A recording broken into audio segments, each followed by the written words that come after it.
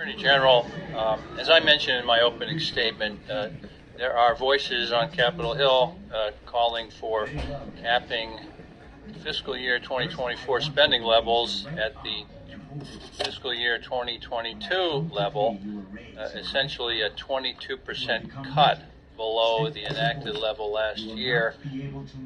We sent a letter to your department asking for what that would mean for what you're up to in the department. And we got a letter dated March 18 back from your department, which I would ask unanimous consent to enter that letter into the record, Mr. Chairman. And you responded, and I want to say I'm concerned by some of the impacts highlighted in the letter, picking up on the train of thought Chairman Rogers was working on. I'm looking at cuts to the Comprehensive Opioid Stimulant and Substance Use Program, would see a reduction of $40.7 million. The drug treatment courts would see a reduction of $19.4 million. The victims, let's see.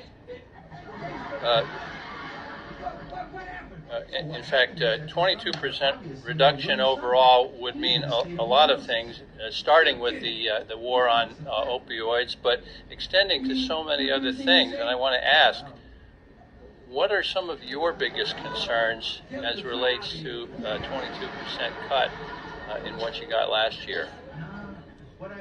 Well, to start off with the questions that the chairman asked me, it would be devastating for our efforts to combat drug trafficking. Totally devastating.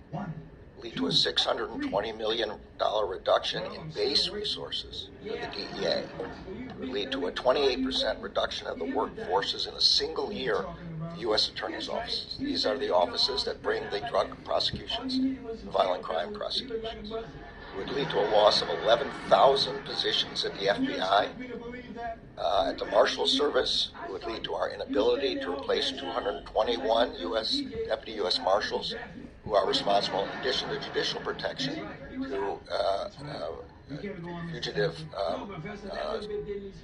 task forces to find the people who we have arrest warrants on. And it would lead to enormous cuts in our COPS office and in our burn JAG grants. The consequence would be truly devastating to our efforts to fight violent crime and to our efforts to fight the drug traffickers. Well, you mentioned COPS hiring program and the burn justice assistance grants. If those get cut by 22%, who gets hurt, Attorney General? Those people who are hurt are the state and local. Well, there's a direct and indirect. The direct effect is not able to give the money to the state and local police departments. The ultimate effect is the communities that are plagued by fentanyl, the communities that are plagued by violent crime.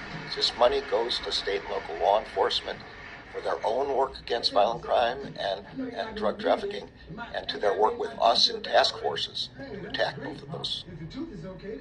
Sure, the COPS hiring program is federal assistance so that local municipalities that are strapped for cash to begin with right now can take federal money and use that toward the hiring of additional police officers. Is that correct? That's right.